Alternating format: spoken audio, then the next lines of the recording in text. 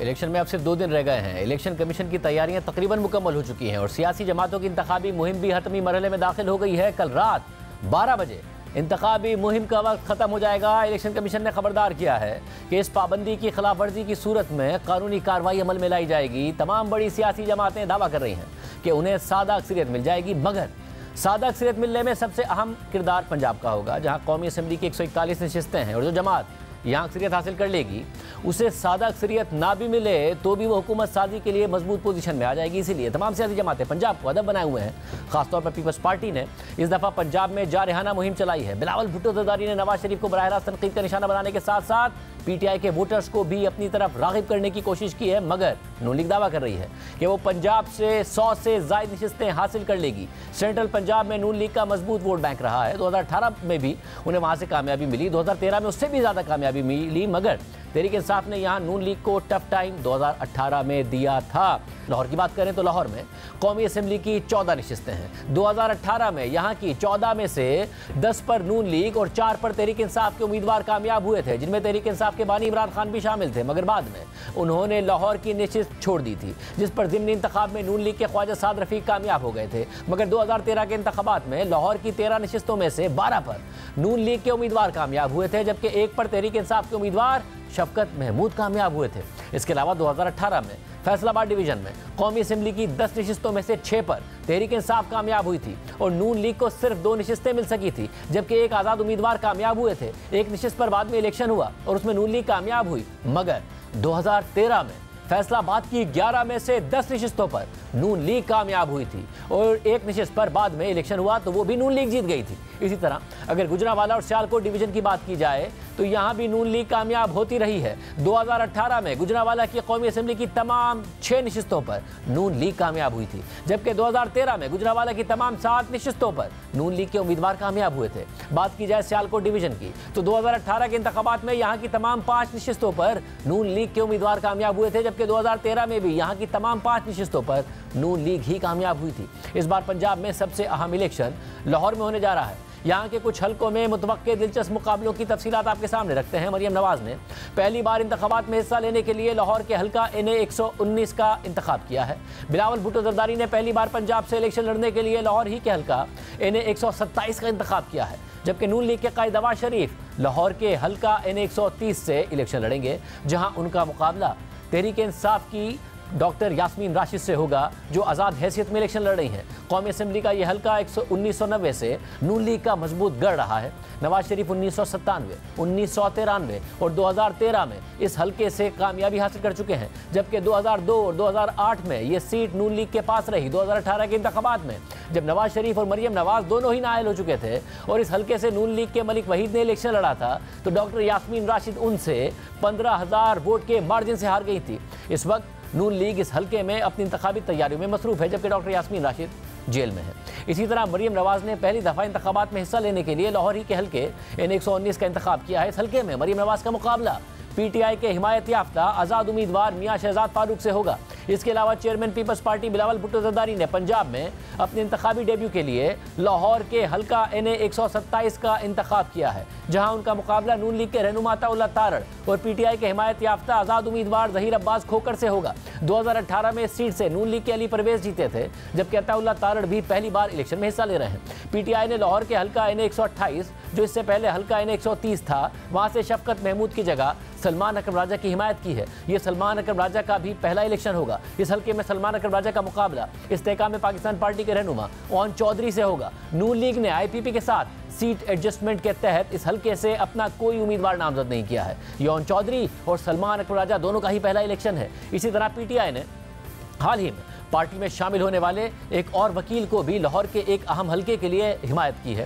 तहरीक इंसाफ ने लाहौर के हलके NA 122 से नून लीग के ख्वाजा साद रफ़ीक के मुकाबले में लतीफ़ खोसा को मैदान में उतारा है, जो पीपल्स पार्टी से तहरीक इंसाफ में शामिल हुए हैं। 2018 के इंतखाबात में यहाँ से इमरान खान ने हिस्सा लिया था और वो 84,531 वोट लेकर कामयाब हुए थे, जबकि नून लीग के ख्वाजा साद रफ़ीक को 83,775 वोट मिले थे और वो हार गए थे। मगर फिर इमरान खान ने ये नशिस्त खाली छोड़ दी थी और फिर अक्टूबर 2018 में होने वाले ज़िमनी इंतखाबात में ख्वाजा साद रफ़ीक ने 60,000 से ज़ायद वोट लेकर यहाँ से कामयाबी हासिल की थी। अब यहाँ ख्वाजा साद रफ़ीक का मुकाबला लतीफ़ खोसा से होगा।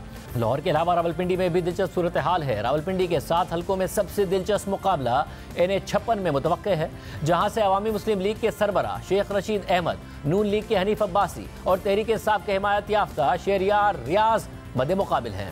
2018 के इंतखाबात में तहरीक इंसाफ ने शेख रशीद की हिमायत की थी। इसी हल्के से नून लीग के हनीफ अब्बासी भी मैदान में हैं, जिन्हें 2018 के इंतखाबात से सिर्फ 4 दिन पहले 21 जुलाई को एफिडरीन कोटा केस में उम्र कैद की सजा सुना दी गई थी। हनीफ अब्बासी की सजा के बाद 2018 में यहाँ इंतखाबात मुलतवी हो गया था और ज़िमनी इंतखाबात में तहरीक इंसाफ के टिकट पर शेख रशीद के भतीजे शेख राशिद मुंतखब हो गए थे। मगर इस बार मामला यह है कि शेख रशीद जुडिशल रिमांड पर जेल में हैं और हनीफ अब्बासी अपने हल्के में इंतखाबी मुहिम चला रहे हैं, जबकि तहरीक इंसाफ ने इस दफ़ा शहरियार रियाज को टिकट दे दिया है, जिस पर शेख रशीद ने कुछ दिन पहले एक हल्फिया वीडियो बयान में इल्ज़ाम लगा दिया कि शहरियार रियाज ने तहरीक इंसाफ से टिकट 3 करोड़ रुपए में खरीदा है, जबकि इस इल्ज़ाम की शहरियार रियाज ने तरदीद की थी। रावलपिंडी के हल्का NH53 और NH54 में भी अहम मुकाबले मुतवक्के हैं। इन दोनों हल्कों से साबिक वफाकी वज़ीर दाखिला और नून लीग के साबिक रहनुमा चौधरी निसार अली खान आज़ाद हैसियत से इलेक्शन लड़ रहे हैं, लेकिन 2018 में उनके रिवायती हरीफ गुलाम सरवर खान ने ये दोनों नशिस्तें तहरीक इंसाफ के टिकट पर जीत ली थी। NH54 में चौधरी निसार अली खान का मुकाबला गुलाम सरवर खान से ही है, जो इस दफ़ा इस्तेकाम पाकिस्तान पार्टी के उम्मीदवार हैं, जबकि NH53 में चौधरी निसार अली खान का मुकाबला नून लीग के राजा कमरुल इस्लाम और तहरीक इंसाफ के हिमायत याफ्ता राजा अजमल साबिर से है। रावलपिंडी और मरी के इलाकों पर मुश्तमिल हल्का NH51 में भी तहरीक इंसाफ और नून लीग के दरमियान सख्त मुकाबला हो सकता है। 2018 में यहाँ से तहरीक इंसाफ के सदाकत अली अब्बासी कामयाब हुए थे और इस दफ़ा यहाँ से नून लीग के राजा उसामा सरवर और तहरीक इंसाफ के हिमायत याफ्ता लतासब सत्ती उम्मीदवार हैं। दूसरी तरफ NH55 से 2018 में तहरीक इंसाफ के टिकट पर आमिर महमूद कियानी मुंतखब हुए थे, मगर वो इस दफ़ा आज़ाद हैसियत में इलेक्शन लड़ रहे हैं, जबकि उनके मुकाबले में तहरीक इंसाफ आज़ाद उम्मीदवार राजा बशारत की हिमायत कर रही है, जो तहरीक इंसाफ के दौर में पंजाब के वज़ीर कानून थे। यानी यहाँ से तहरीक इंसाफ ही के एक साबिक और एक मौजूदा रहनुमा के दरमियान मुकाबला होगा। NH57 से नून लीग के दानियाल चौधरी का मुकाबला अवामी मुस्लिम लीग के शेख राशिद शफीक करेंगे, जिन्हें 2018 में तहरीक इंसाफ ने टिकट देकर कामयाब कराया था, लेकिन इस दफा तहरीक इंसाफ की रहनुमा सिमाबिया ताहिर आज़ाद हैसियत में हिस्सा ले रही हैं। इसके अलावा जनूबी पंजाब में भी दिलचस्प मुकाबले मुतवक्के हैं, जिनमें सबसे अहम मुल्तान के 6 हल्के हैं, जहाँ से मुल्क के कई नामवर सियासतदान और उनके करीबी अफराद इलेक्शन में हिस्सा ले रहे हैं। साबिक वज़ीर आज़म और पीपल्स पार्टी के सीनियर रहनुमा यूसुफ रज़ा गिलानी पीपल्स पार्टी के टिकट पर NA148 मुल्तान 1 से इलेक्शन लड़ रहे हैं। उनके मुकाबले में नून लीग के अहमद हुसैन हैं, जबकि PTI के हिमायत याफ्ता आज़ाद उम्मीदवार बैरिस्टर तैमूर मलिक भी इस हल्के से इलेक्शन में हिस्सा ले रहे हैं। 2018 के इलेक्शन में यूसुफ रज़ा गिलानी PTI के उम्मीदवार इब्राहिम खान से 9000 वोट से हार गए थे, जबकि NA149 मुल्तान 2 से इस्तेकाम पाकिस्तान पार्टी के सरबरा जहांगीर तरीन इलेक्शन लड़ रहे हैं और उन्हें नून लीग की हिमायत भी हासिल है, जबकि इसी हल्के से PTI के रहनुमा आमिर डोगर आज़ाद हैसियत में इलेक्शन लड़ रहे हैं और पीपल्स पार्टी ने रिजवान हांस को टिकट जारी किया है, जबकि इसी हल्के से सीनियर सियासतदान मखदूम जावेद हाशमी PTI की हिमायत करते हुए आमिर डोगर के हक में दस्तबरदार हो गए थे। 2018 के इलेक्शन में आमिर डोगर को PTI के टिकट पर वाज़ेह अक्सरियत से कामयाबी हासिल हुई थी। इसके अलावा NA150 मुल्तान 3 से शाह महमूद कुरैशी के बेटे जैन कुरैशी आज़ाद हैसियत में इलेक्शन में हिस्सा ले रहे हैं। उनके मुकाबले में नून लीग के जावेद अख्तर और पीपल्स पार्टी के राना महमूदुल हसन होंगे। इससे पहले 2018 के इलेक्शन में जैन कुरैशी ने पीपल्स पार्टी के रज़ा गिलानी के बेटे अली मूसा गिलानी को शिकस्त दे दी थी, जबकि जैन कुरैशी की बहन और शाह महमूद कुरैशी की बेटी मेहरबानो कुरैशी NA151 मुल्तान 4 से इलेक्शन में हिस्सा ले रहे हैं और पीपल्स पार्टी ने इस हल्के से यूसुफ रज़ा गिलानी के बेटे अली मूसा गिलानी को मैदान में उतारा है, जिन्होंने 2022 में होने वाले ज़िमनी इलेक्शन में मेहरबानो कुरैशी को ही शिकस्त दे दी थी। इसके अलावा यूसुफ रज़ा गिलानी के बेटे अब्दुल कादिर गिलानी NA152 मुल्तान 5 से पीपल्स पार्टी के टिकट पर इलेक्शन में हिस्सा ले रहे हैं। नून लीग के जावेद अली शाह और PTI के हिमायत याफ्ता आज़ाद उम्मीदवार इमरान शौकत भी इस हल्के से इलेक्शन लड़ रहे हैं। सियालकोट में भी कुछ अहम शख्सियात इलेक्शन में हिस्सा ले रही हैं। NA70 सियालकोट 1 से इस्तेकाम पाकिस्तान पार्टी की रहनुमा फिरदौस आशिक अवान इलेक्शन लड़ रही हैं, जबकि नून लीग के चौधरी और मकान सुबहानी और PTI के हिमायत याफ्ता आज़ाद उम्मीदवार हामिद रजा उनके मुकाबले पर होंगे। 2018 के इलेक्शन में नून लीग के उम्मीदवार और मकान सुबहानी ने कामयाबी हासिल कर ली थी और फिरदौस आशिक अवान को PTI के टिकट पर शिकस्त हो गई थी। NA71 सियालकोट 2 से नून लीग के सीनियर रहनुमा ख्वाजा आसिफ इलेक्शन लड़ रहे हैं। उनके मुकाबले में उस्मान डार की वालदा और तहरीक इंसाफ की हिमायत याफ्ता आज़ाद उम्मीदवार रिहाना इम्तियाज डार होंगी।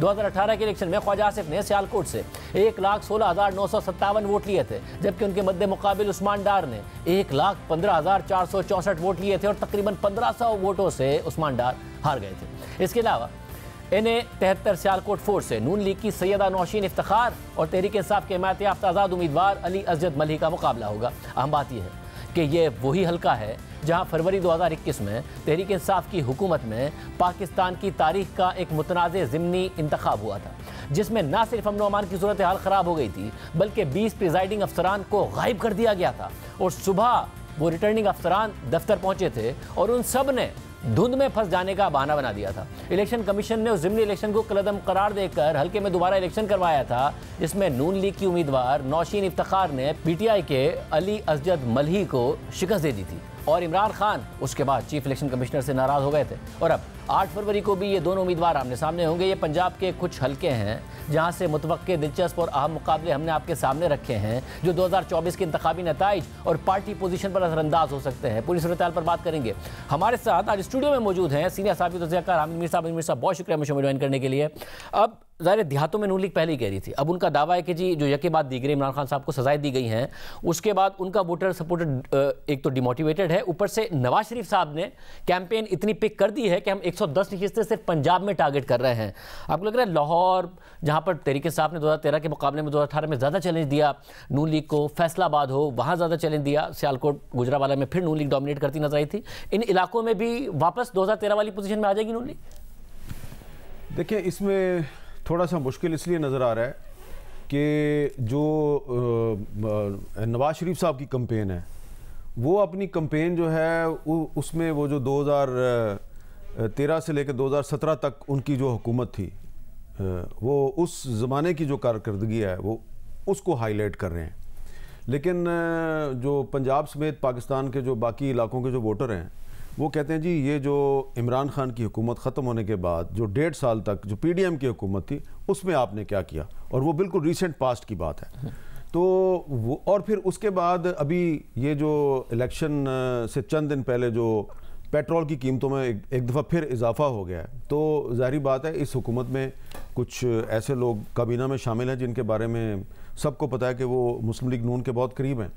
तो मेरा ख्याल है ये चीज़ जो है ये थोड़ा सा मुस्लिम लीग नून के लिए एक प्रॉब्लम है। लेकिन इसके बावजूद नवाज शरीफ साहब जो हैं उन्होंने किसी ना किसी तरीके से थोड़ा सा मोमेंटम जो है वो अपनी कैंपेन का बना लिया है। लेकिन अभी भी मैं ये समझता हूँ कि अगर तो वोटर्स टर्नआउट ज़्यादा हो गया, 8 फरवरी को 50% तक पहुँच गया, तो फिर मुस्लिम लीग नून के लिए इतनी बड़ी तादाद में सीटें हासिल करना, 100 सीटें हासिल करना बड़ा मुश्किल होगा। अगर टर्नआउट जो है वो 40% और 50% के दरमियान रहता है तो फिर शायद मुस्लिम लीग नून जो है वो इतनी सीटें ले ले। सब और जो यके बाद दीगरे 3 सजाएं पिछले हफ्ते हुई, उसके बाद तहरीक इंसाफ का दावा है कि गम गुस्सा और बढ़ गया, लोग और निकलेंगे। अब नून लीग का बिल्कुल बरक्स दावा है, उनका ये कहना है कि जी डीमोटिवेटेड हो गया उनका वोटर सपोर्टर। उन्हें पता है कि अब इमरान खान ने बाहर नहीं आना 1.5-2 साल, चाहे कुछ भी हो जाए, और केसेस उनका इंतजार कर रहे हैं 9 मई के वाक़यात, इसलिए नहीं निकलना है वोटर सपोर्टर ने, इसलिए हमारे इम्कान ज़्यादा बढ़ गए और हम बनाएंगे, इत्तेहादियों को जरूर मिलाएंगे मगर कंफर्टेबली हुकूमत बनाएंगे। अच्छा, मैं आपको एक मिसाल देता हूँ। इमरान खान साहब जो हैं उन्होंने हमेशा, जब वो वज़ीर आज़म थे और वज़ीर आज़म बनने से पहले भी, जो ह्यूमन राइट्स की जो तंजीमें हैं, तो इन तंजीमों पे वो अटैक किया करते थे। जो बहुत से लिबरल और प्रोग्रेसिव ह्यूमन राइट्स एक्टिविस्ट थे, आसमा जहांगीर थी और बहुत से लोग थे, उनको वो गैर मुल्की एजेंट कहा करते थे। और एक दफ़ा उन्होंने नाम लेके, मुझे याद है 2014 के धरने में उन्होंने human rights commission of Pakistan को एक फॉरेन फंडेड ऑर्गेनाइजेशन करार दिया और कहा कि जी ये गैर मुल्की एजेंडे पे काम करते हैं। अच्छा, और इमरान खान साहब किसको खुश कर रहे थे आपको पता है कि जो सियासी लोग जो हैं वो जब इंसानी हकूक़ की तंजीमों को टारगेट करते हैं तो वो किसको खुश कर रहे हो? तो यकीनन इमरान खान ने जब human rights commission of Pakistan को और बाकी जो तंजीमें थी उनको जब उन्होंने अटैक किया तो वो किसी को खुश कर रहे थे। ये सारी तंजीमें जो हैं, ये जो इमरान खान की गैर कानूनी शादी के हवाले से जो फ़ैसला आया है, इस फैसले के ख़िलाफ़ human rights commission of Pakistan ने इतना सख्त बयान जारी किया है। उन्होंने कहा वी एक्सप्रेस आवर डिसमे, और फिर उन्होंने कहा कि जो इस फैसले के जो असरात हैं वो आने वाले वक्त में पाकिस्तान में जो औरतों के हकूक़ हैं वो उन पे बड़े मनफी मुरतब होंगे। तो मुस्लिम लीग नून को अपना एक मौक़िफ़ का इजहार करने का पूरा हक़ हासिल है।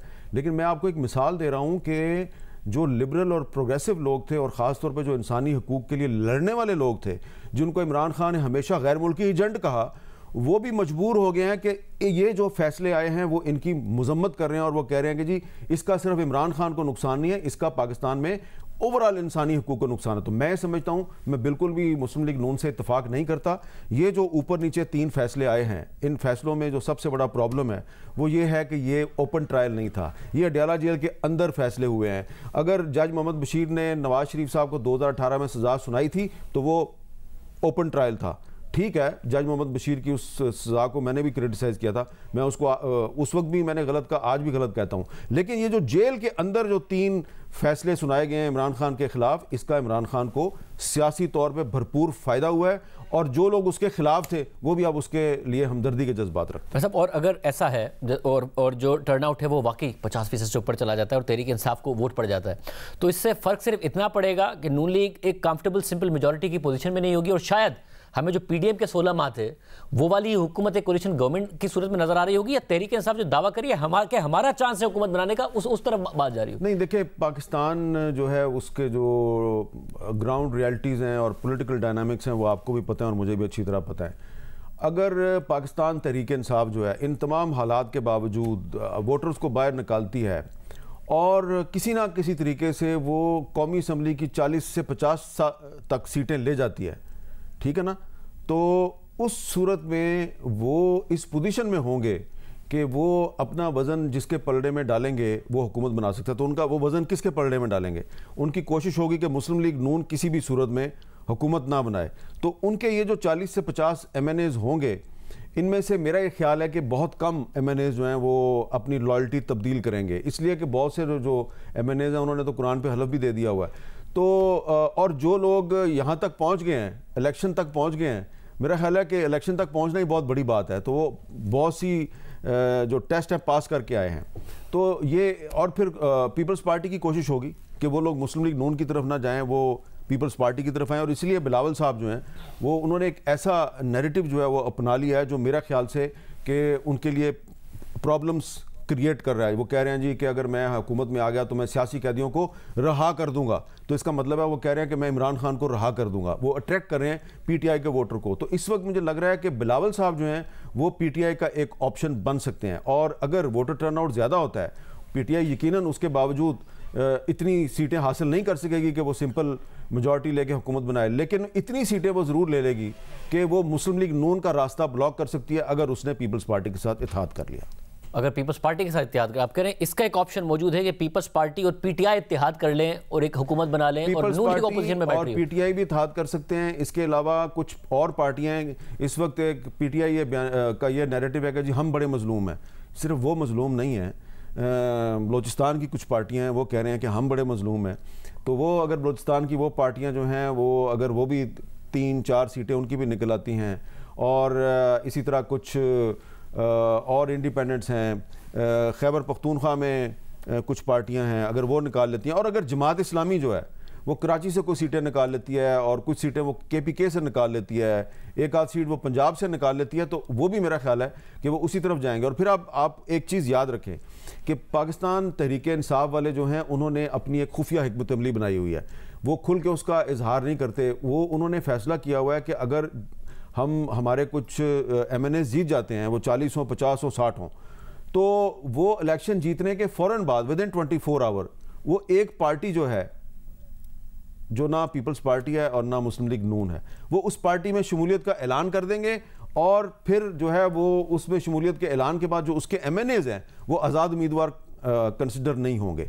तो ये उनकी एक स्ट्रेटजी है। और जो जिस पार्टी के साथ उन्होंने खुफिया एक अंडरस्टैंडिंग बनाई हुई है, मुझे उसका कुछ अंदाज़ा भी है, लेकिन अगर मैं नाम ना ही लूँ तो बेहतर है। लेकिन मुझे लगता है कि उसके बावजूद अगर वो उस पार्टी में चले भी जाते हैं तो मुस्लिम लीग नून का रास्ता रोकने के लिए उनको पीपल्स पार्टी और दीगर पार्टियों के साथ अलायंस करना पड़ेगा। वैसे ये बड़ी इंटरेस्टिंग सिचुएशन है, क्योंकि उस सूरत में ज़ाहिर है जब एक पार्टी के पास आज़ाद चले जाएंगे, उन्हें रिजर्व अपनी सीटें भी मिल जाएंगी जो कि तहरीक इंसाफ दावा कर रही है। तो आप ये कह रहे हैं कि अगर सिंपल मेजॉरिटी नून लीग नहीं ले पाती है जैसा कि वो दावा कर रहे हैं, तो बजाय इसके कि तहरीक नून लीग और पीपल्स पार्टी मिलकर हुकूमत बनाए जिसमें नून लीग एक मेजॉरिटी पार्टनर हो, पीपल्स पार्टी अपना वज़ीर आज़म लाने के लिए इस बात को तरजीह देगी कि दीगर जमातों के साथ जिसमें तहरीक इंसाफ के लोग भी शामिल हैं मिलकर हुकूमत बनाए। इसमें एक और ऑप्शन भी है, एक और सिनारियो भी है, उसकी तरफ भी आप जाएं कि फ़र्ज़ करें कि मुस्लिम लीग नून को सिंपल मेजॉरिटी मिल जाती है, ठीक है, तो जब उसको सिंपल मेजॉरिटी मिल जाती है तो उसके बाद भी मुस्लिम लीग नून ये कोशिश करेगी कि वो कुछ बड़ी जमातों को साथ लेके चले, क्योंकि मुस्लिम लीग नून के लिए बहुत बड़ा चैलेंज होगा कि उसने पाकिस्तान की जो इकॉनमी है, जो कि इमरान खान के दौरे हुकूमत से तबाह होना शुरू हुई और फिर PDM के दौरे हुकूमत तक वो तबाह होती गई और आखिर में फिर एक IMF के साथ मुआहदा हुआ, उससे कुछ सहारा ज़रूर मिला इकॉनमी को, लेकिन अभी तक प्रॉब्लम्स हैं। तो मुस्लिम लीग नून की कोशिश होगी कि वो बाकी पार्टियों को भी साथ लेके चले। उस सूरत में मुझे लगता है कि पीपल्स पार्टी के अंदर एक इख्तलाफ सामने आएगा और आसिफ जरदारी साहब चाहेंगे कि वो मुस्लिम लीग नून के साथ मिलकर चले, लेकिन बिलावल साहब तो पब्लिकली कह रहे हैं कि मैं तो अब नून के साथ नहीं चल सकता।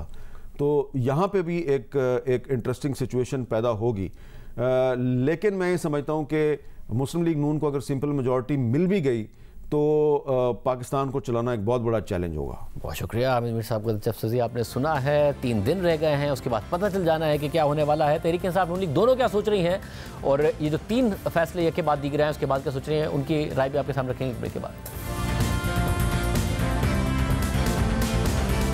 हमारे साथ तहरीक इंसाफ के रहनुमा शुएब शाहीन साहब मौजूद हैं जो इस वक्त कैंपेन में भी मसरूफ है इस्लामाबाद में। शुएब शाहीन साहब बहुत शुक्रिया मुझे ज्वाइन करने के लिए। जब भी आपसे बात होती है एक नए केस का फैसला आ गया होता है इमरान खान साहब के खिलाफ, 3 केसेस हो गए, 1 हफ्ते के अंदर अंदर 3 सजाएं हो गई। आप जाहिर इस बात के दावेदार थे कि आवाम में बड़ा गम गुस्सा 8 फरवरी को निकलेंगे, मगर नून लीग का अब कॉन्फिडेंस है कि हम तो 110 के करीब सीटें लेने जा रहे हैं सिर्फ पंजाब से, क्योंकि तहरीक इंसाफ का वोटर नहीं निकलेगा। नहीं, ऐसी कोई बात नहीं है। अभी भी आपको अगर मैं जलसा दिखा सकूं, हमने एक छोटी सी गैदरिंग रखी थी, वो एक जलसे की सूरत अख्तियार कर गई है।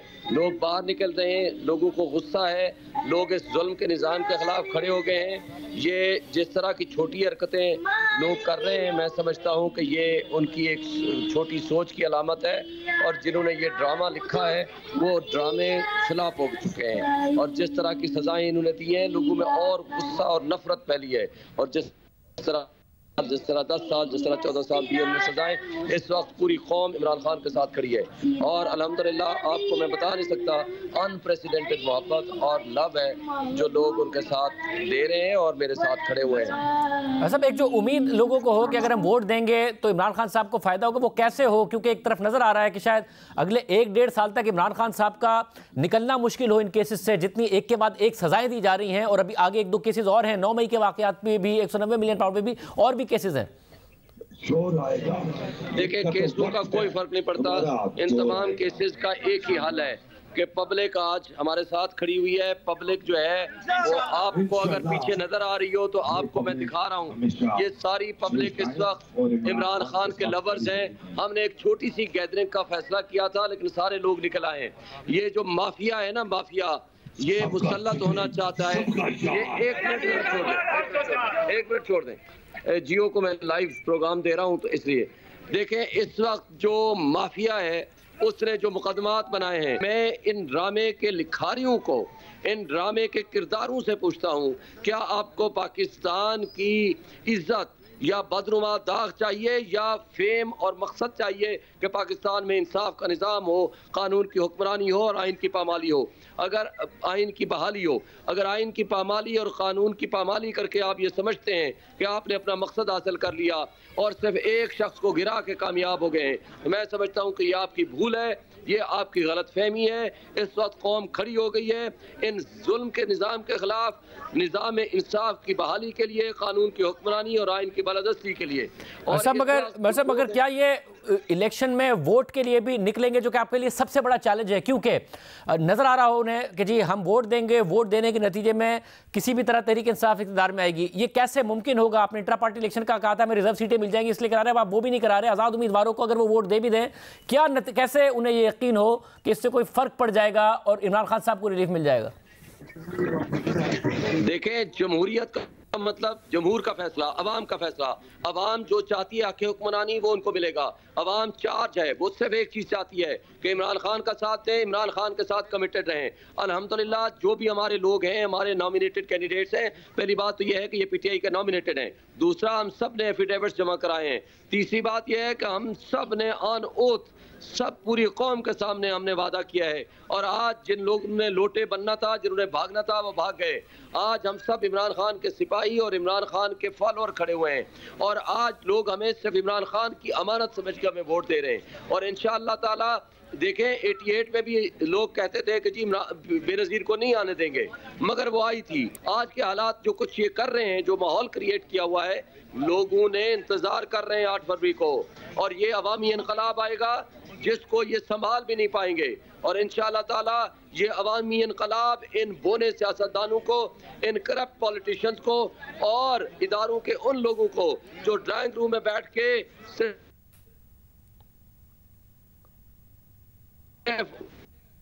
और पब्लिक आज अल्हम्दुलिल्लाह हमारे साथ खड़ी हो गई है, और ये कामयाबी अवाम की कामयाबी होगी। और आप देखिएगा मगर शिवसेना साहब, ये शहरी इलाकों में, क्योंकि आप खुद भी एक शहरी इलाके से कंटेस्ट कर रहे हैं, लाहौर, फैसलाबाद, क्या यहाँ पर या इस्लामाबाद, पिंडी, यहाँ पर ही चैलेंज होगा कि देहाती इलाके हों, दीगर इलाके हों? और ऐसा जब आप कहते हैं अवाम का समंदर, नवाज शरीफ साहब ने भी जब जलसे किए हैं तो अच्छा भला क्राउड पुल किया है, बिलावल भुट्टो ज़रदारी साहब भी कर रहे हैं। सिंध में आप लोगों की वो प्रेजेंस नहीं है जो कि कहा जाए कि जी अवाम का समंदर सिंध में भी निकल आएगा, पीपल्स पार्टी को भी भाग कर ले जाएगा। पंजाब में नवाज शरीफ साहब भी कर रहे हैं, तो ये एग्जैक्टली कैसे आप लोग स्वीप कर जाएंगे जब आप एक माजी से कंपेयर कर रहे होते हैं?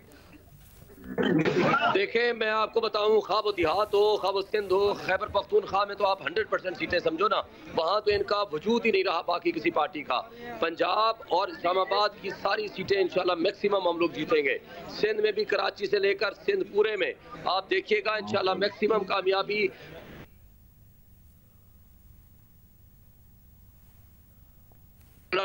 और मैक्सिमम सीटें इंशाल्लाह हम दोनों सूरतों में हम ही जीतेंगे। और इसमें कोई शक नहीं है कि आज अगर देहात में, मैं आपको बताऊं, शहर से ज्यादा चार्ज लोग देहात में हैं, वो इस गंदे निज़ाम से छुटकारा हासिल करना चाहते हैं। जो माशी तबाही पिछले 18 महीने में हुई है, लोग उससे वो इनसे बदला लेना चाहते हैं। और जो जुल्म इन्होंने किए हैं लोगों के ऊपर, कोई यकीन करें मोहल्ला और कोई घराना ऐसा नहीं है जहाँ से लोगों को ज़बरदस्ती ना उठाया गया हो। और आज भी मेरे मद्दे मुकाबिल तारिक फजल चौधरी लोगों के खिलाफ FIR कटाने लगा है। मेरा सारा इलेक्शन जो है वो थानों और FIR पुलिस स्टेशन में गुजरता है, उनके मुकाबले में मैं इलेक्शन लड़ रहा हूँ। कोसार थाने में 2 दिन पहले मेरे जो सपोर्टर्स थे उनके खिलाफ FIR दर्ज करा दी गई। लेकिन ये समझते हैं कि जमहूरियत का मुकाबला ये FIRों और पुलिस की गोद में बैठ के करेंगे। इनको ये भूल है, और ये इनको समझ आ जाएगा कि किस तरह की हरकतें करने में लगे हुए हैं, और ये हरकतें सारी की सारी नाकाम होगी इंशाल्लाह। बहुत शुक्रिया शिव साहब की गुफ्तगू आपने सुनी। नून लीग इस वक्त क्या सोच रही है, और क्या वाकई 100-110 का नंबर मिल सकता है, जबकि अर्बन एरियाज में कहा जा रहा है कि PTI एक चैलेंज साबित होगी। एक ब्रेक के बाद हमारे साथ नून लीग के रहनुमा तलाल चौधरी साहब मौजूद हैं। तलाल साहब, बहुत शुक्रिया हमें शो में ज्वाइन करने के लिए। तलाल चौधरी साहब, ज़ाहिर नून लीग दावेदार है कि हम 100-110 से ऊपर सीटें पंजाब में निकाल लेंगे। 141 टोटल सीटें हैं। अर्बन एरियाज़ में तहरीक इंसाफ पॉपुलर है, एक के बाद एक फैसले आए हैं, उनके कारकुन में गम और गुस्सा है वोटर सपोर्टर में। आप कैसे सादक सेहत निकाल लेंगे? आपका इलाका है फैसलाबाद, 2013 के मुकाबले में 2018 में PTI ने आपको टफ टाइम दिया, ज़्यादा सीटें निकाली, हालांकि 2013 में नहीं निकाल पाई थी सीटें, आप लोगों ने ऑलमोस्ट क्लीन स्वीप किया था। लाहौर में आपको टफ टाइम 2018 में मिला 2013 के मुकाबले में। शहरी इलाकों में कैसे मुकाबला कर लेंगे? देखिए, 2018 में बिल्कुल लेवल प्लेइंग फील्ड नहीं था, और लेवल प्लेइंग फील्ड जो था वो उस वक्त ना होने की वजह से RTS बैठाए, आप पोलिंग एजेंट्स को बाहर निकालें, और उसके बावजूद हमने पंजाब से जायद वोट और जायद सीटें उस वक्त ली थी। मगर इस वक्त क्योंकि लेवल प्लेइंग फील्ड है, तो इस पे गुजारिश ये है कि हमने कोई पहली दफा पंजाब में नहीं, हम पंजाब कई दफा ये दोहरा चुके हैं। 141 सीट्स में से 100 प्लस पे हम बहुत आगे हैं, और बिल्कुल ये मेरा ख्याल है ये बड़ा आसान हदफ है 100 का। मगर तलाल साहब, आप इस वक्त भी कैंपेन कर रहे हैं, हालांकि आप इलेक्शन नहीं लड़ रहे हैं। तहरीक इंसाफ के रहनुमा जो इलेक्शन लड़ रहे हैं वो भी कैंपेन नहीं कर रहे, और आप करें लेवल प्लेइंग फील्ड है। सर, गुजारिश ये है ना जी, अब अगर किसी को अपने किए की सजा मिल रही है, भी 9 मई को कोर कमांडर हाउस जलाने वाले को या मियाँ वाली एयर बेस पे हमला करने वालों को अगर आप कहते हैं कि क्योंकि उन्होंने जीन्स पहनी हुई है, क्योंकि उन्होंने क्लीन शेव की हुई है, क्योंकि वो एक मम्मी डैडी हैं, उनको क्योंकि वो एक ऐसी क्लास से हैं जो कि बड़ी ताकतवर है, उनको सजा नहीं होनी चाहिए। और कलाशनकोव से कोई मियां वाली पर हमला करे या किसी कोर कमांडर हाउस पे हमला करे तो वो दहशतगर्द है। तो अगर मैंने तो नहीं कहा था कि वो पूरा तोशाखाना खा जाए या वो फिर साइफर लहरा दें, अपने किए की सजा और हमने तो ना करदा गुनाहों की सजा हमें दी गई थी। ये तो मगर साहब अब देखिए ना, जो अर्बन एरियाज हैं जाहिर है वो सोशल मीडिया से कनेक्टेड हैं, करोड़ों वोटर्स का, नए वोटर्स का इजाफा हुआ है 2018 के मुकाबले में, वो क्यों नहीं इमरान खान की तरफ टिल्टेड होगा, वो क्यों नहीं एंटी एस्टैब्लिशमेंट बयानिया उसके आगे बिखरा होगा, और वो क्यों अर्बन एरियाज में आपको नहीं चैलेंज करेगा? कैसे आप 100-110 की सीटें लेंगे? देखिए, इस वक्त आम आदमी की जो जिंदगी है वो मुश्किल का शिकार है, और इस वक्त जो बयानियां है, लोग चाहते हैं कि महंगाई का हल कौन कर सकता है।